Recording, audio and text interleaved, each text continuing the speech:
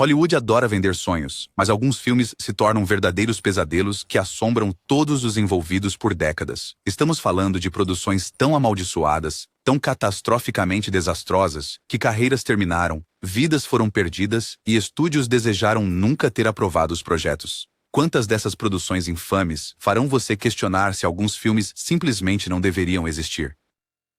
Liga da Justiça, 2017. Vamos começar com um desastre que ainda está fresco na memória de todos. Liga da Justiça deveria ter sido a conquista máxima da DC, o momento Vingadores deles. Em vez disso, tornou-se um exemplo clássico de interferência do estúdio que saiu do controle.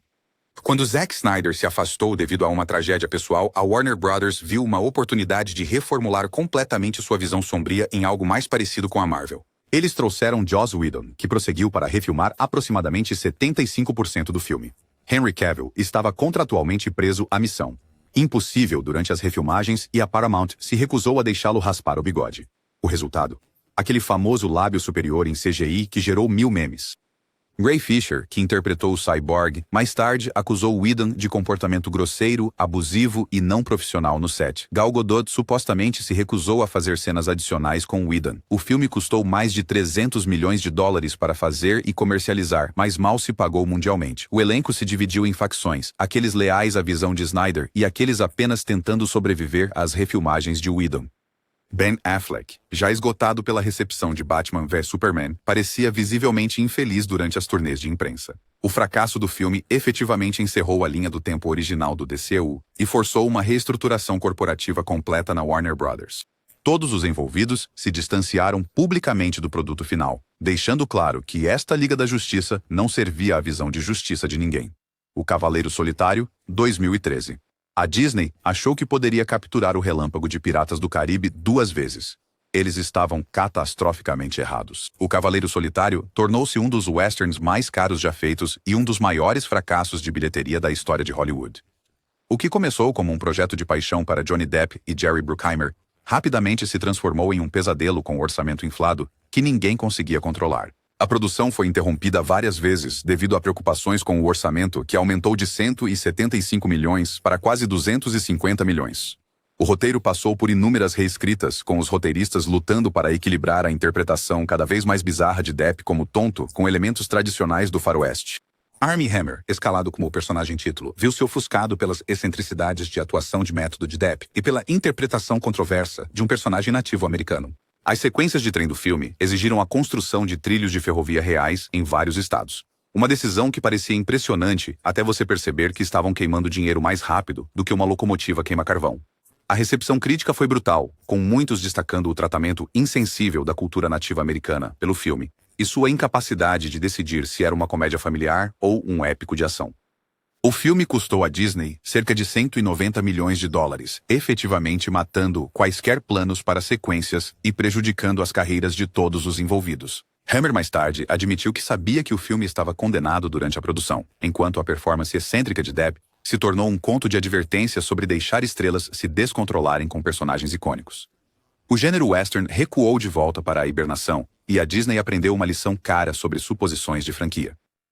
Cats, 2019. Cats, de Tom Hopper, não apenas falhou, ele transcendeu o fracasso e se tornou um fenômeno cultural por todos os motivos errados. Esta adaptação do amado musical de Andrew Lloyd Webber tornou-se imediatamente uma fábrica de memes, graças à sua horrível tecnologia de pelagem digital que deixou o público questionando a própria realidade.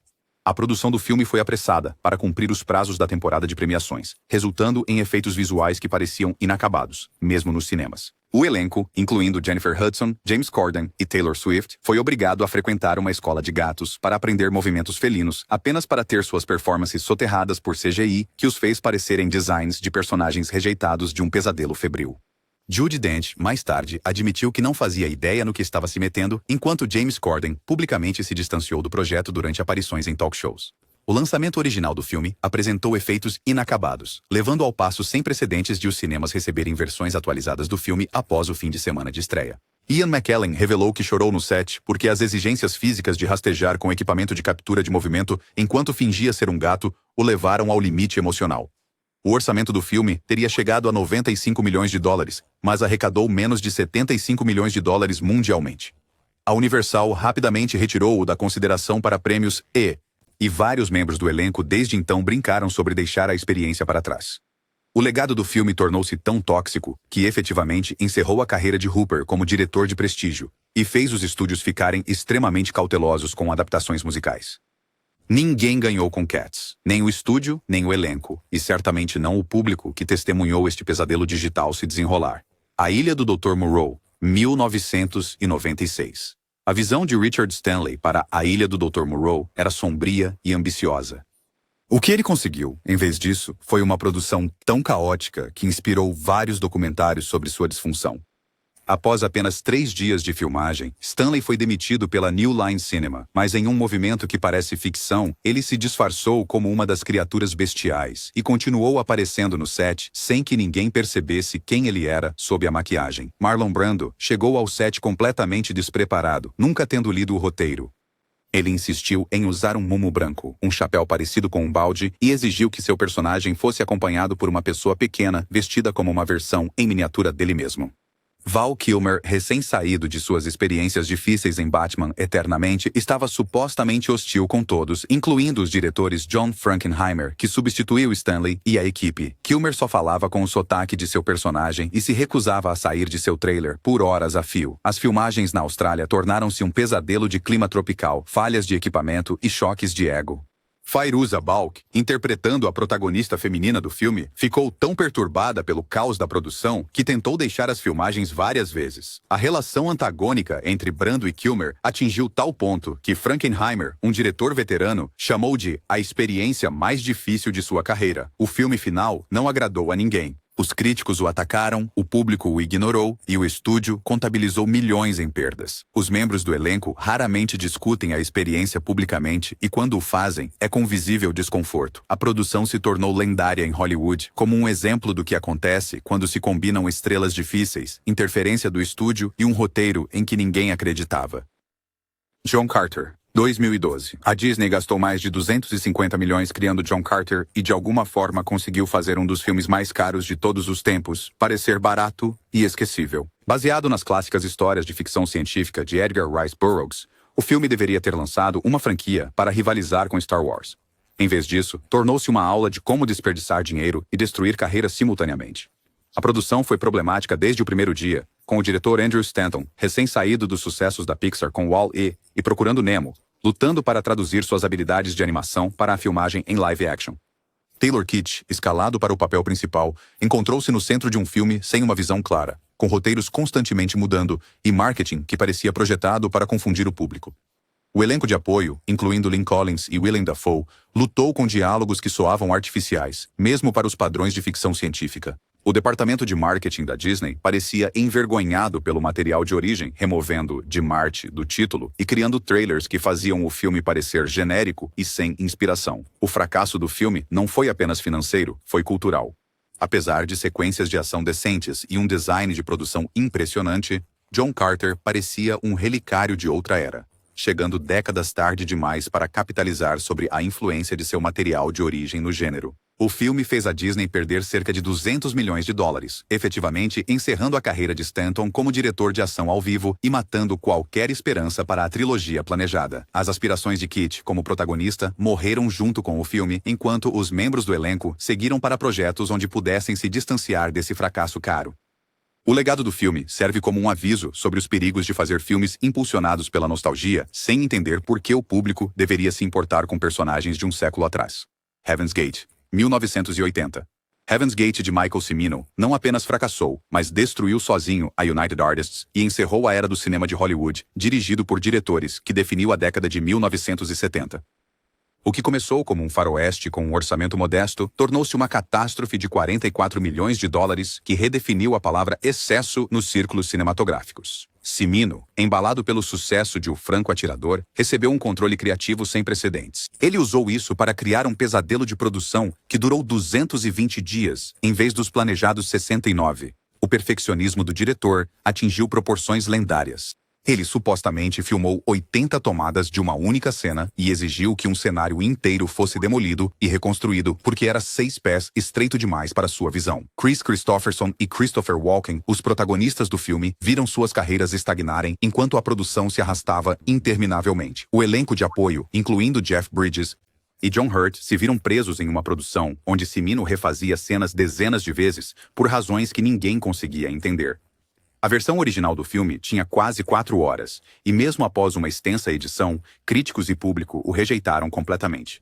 O filme arrecadou menos de 4 milhões de dólares contra seu enorme orçamento, forçando a United Artists à falência e venda para a MGM.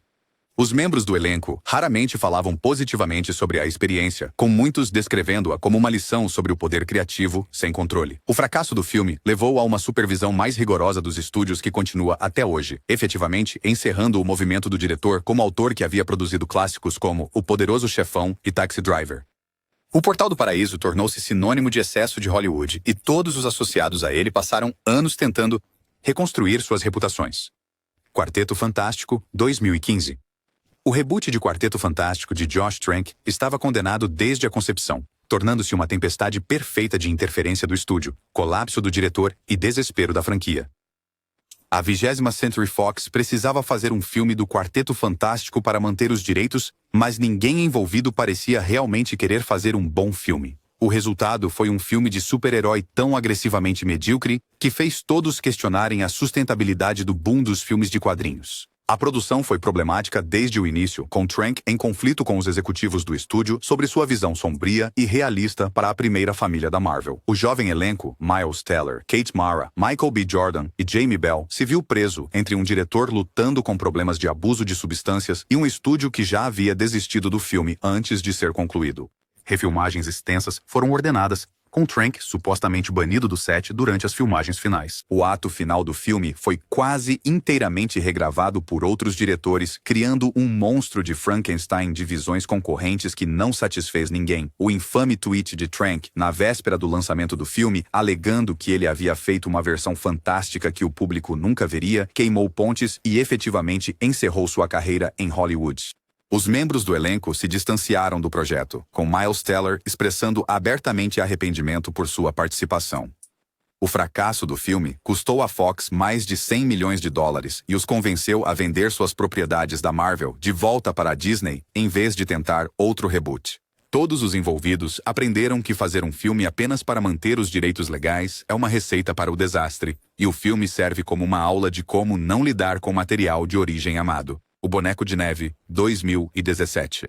O Boneco de Neve tinha tudo a seu favor. Um romance best-seller amado, um diretor aclamado, Thomas Alfredson, recém-saído de O Espião que Sabia Demais, e Michael Fassbender no auge de sua carreira. O que não tinha era tempo suficiente, dinheiro ou cenas completas para fazer um filme coerente. O resultado foi um thriller psicológico tão incoerente que o público se perguntava se estavam faltando rolos de filme. A produção foi apressada desde o início, com um cronograma de filmagem comprimido que deixou cenas cruciais não filmadas. Alfredson revelou mais tarde que eles conseguiram filmar apenas cerca de 85% do roteiro, deixando lacunas enormes na narrativa, que nenhuma quantidade de edição poderia consertar. Fassbender se viu em um papel principal onde as motivações e relações de seu personagem estavam literalmente ausentes da versão final, criando uma atuação que parecia desconectada da realidade. O elenco de apoio, incluindo Rebecca Ferguson e J.K. Simmons, entregou atuações comprometidas em cenas que muitas vezes estavam incompletas ou não faziam sentido no contexto. O departamento de marketing do filme teve dificuldade em criar trailers que explicassem sobre o que o filme realmente era, optando por tomadas atmosféricas vagas e música ominosa.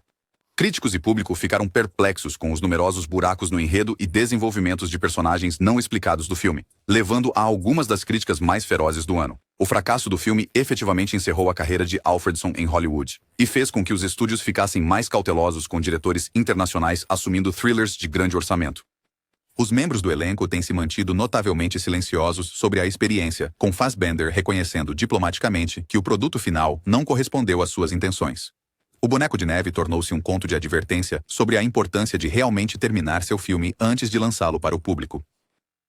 Esquadrão Suicida, 2016. O apocalipse da sala de edição. Esquadrão Suicida, de David Ayer, deveria ter sido a resposta ousada da DC a Guardiões da Galáxia. Em vez disso, tornou-se uma história de advertência sobre o que acontece quando os estúdios entram em pânico e tentam mudar completamente o tom de um filme na pós-produção. A produção problemática do filme e o processo de edição ainda mais problemático criaram um produto final que parecia ter sido montado por um comitê, o que essencialmente foi. Após a recepção negativa de Batman v Superman, Devido ao tom sombrio do Batman, a Warner Brothers exigiu que Esquadrão Suicida fosse mais engraçado e colorido. O problema era que Ayer já havia filmado um filme sombrio e sério sobre vilões forçados a assumir papéis heróicos. O estúdio contratou várias empresas de edição para criar diferentes versões, incluindo uma edição pela empresa que havia feito os trailers populares do filme. O resultado foi um filme esquizofrênico que não conseguia decidir o que queria ser. Will Smith, Margot Robbie e o restante do elenco se viram promovendo um filme que pouco se assemelhava ao que eles realmente haviam filmado. Ayer expressou sua decepção com as mudanças do estúdio, enquanto Jared Leto reclamou que a maioria de suas cenas como Coringa foram removidas completamente. A edição do filme foi tão caótica que os personagens tinham arcos emocionais completamente diferentes de uma cena para outra, criando atuações que pareciam inconsistentes, mesmo de atores talentosos. Apesar de arrecadar mais de 700 milhões de dólares mundialmente, o filme foi amplamente criticado e levou a uma reformulação completa da estratégia de filmes da DC. Os membros do elenco foram diplomáticos sobre a experiência, mas seu entusiasmo durante a turnê de imprensa foi notavelmente forçado. Esquadrão Suicida provou que você não pode consertar problemas fundamentais com efeitos de pós-produção coloridos e uma trilha sonora de rock clássico, deixando todos os envolvidos a se perguntar o que o filme poderia ter sido com uma visão criativa clara. Fênix Negra, 2019. Dark Phoenix de Simon Kinberg não foi apenas o fim da série de filmes dos X-Men como a conhecíamos, foi uma pira funerária para uma das franquias de super-heróis mais bem-sucedidas da história do cinema. O que deveria ter sido uma adaptação triunfante de uma das maiores histórias em quadrinhos, em vez disso, tornou-se uma aula magistral em como desperdiçar atores talentosos e esbanjar décadas de boa vontade. A produção foi problemática desde o início, com a aquisição da Fox pela Disney pairando sobre cada decisão. O elenco, incluindo James McAvoy, Michael Fassbender e Jennifer Lawrence, parecia saber que estavam participando dos estertores de uma franquia. Lawrence, em particular, parecia visivelmente desinteressada durante as filmagens e turnês de imprensa, discutindo abertamente seu desejo de deixar o papel de mística. Sophie Turner, carregando o peso da personagem título, encontrou-se no centro de um filme com roteiros em constante mudança e refilmagens que alteraram fundamentalmente a história. O orçamento do filme aumentou devido a extensas refilmagens que tentaram corrigir problemas fundamentais de narrativa, mas conseguiram apenas tornar a narrativa mais confusa. Jessica Chastain, interpretando a antagonista alienígena do filme, entregou uma atuação tão rígida que parecia estar lendo cartões de sugestão, revelando mais tarde que nunca entendeu completamente as motivações de sua personagem. O fracasso do filme não foi apenas financeiro, foi emocional para os fãs de longa data dos X-Men, que viram seus personagens amados reduzidos a seguir os movimentos em uma história que parecia obrigatória, em vez de inspirada. O filme arrecadou menos de 250 milhões de dólares mundialmente, o total mais baixo para qualquer filme dos X-Men, efetivamente encerrando o universo mutante da Fox com um suspiro, em vez do estrondo que merecia. Todos os envolvidos pareciam aliviados quando acabou, marcando o fim de uma era que havia começado de forma tão promissora com o filme original dos X-Men em 2000, A Múmia, 2017. A Múmia de Tom Cruise deveria lançar o Dark Universe da Universal, um universo cinematográfico compartilhado com monstros clássicos do cinema. Em vez disso, tornou-se a história de advertência mais cara sobre arrogância na história moderna de Hollywood. O filme foi recebido de forma tão catastrófica que a Universal cancelou silenciosamente todo o seu universo planejado antes mesmo de o filme sair dos cinemas. A produção foi problemática desde o início, com múltiplas reescritas de roteiro que nunca resolveram problemas fundamentais de narrativa. Cruise, atuando como estrela e produtor, supostamente entrou em conflito com o diretor Alex Kurtzman sobre o tom e a direção do filme. Sofia Boutella, escalada como o monstro titular, encontrou-se em um papel ingrato que exigia que ela fosse tanto aterrorizante quanto simpática, enquanto usava uma maquiagem elaborada que levava horas para ser aplicada todos os dias.